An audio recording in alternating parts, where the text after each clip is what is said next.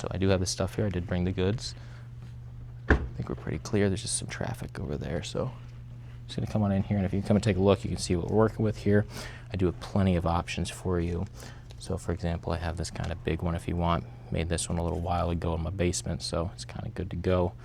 We do have some kind of long ones, kind of a long, kind of thin one here, you know.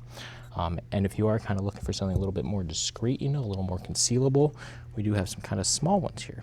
Little tiny ones, you know, you can kind of pocket them, go take care of business, do what you need to do.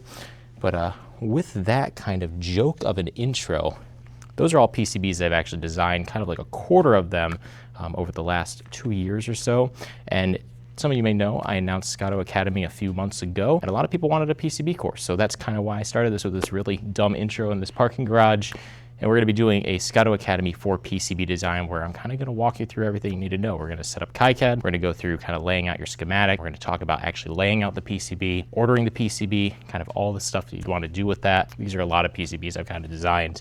And I'm going to just kind of show you kind of how to do stuff like this, because it really isn't that hard, and I think people will find it a lot simpler, especially with kind of my course, which I should mention, it is a paid course just like the last one. I do have 2 videos on my channel that are free if you kind of want to watch those and learn PCB design. This is for the people that really want a little bit more insider knowledge, or kind of me teaching them directly. They can ask questions, stuff like that.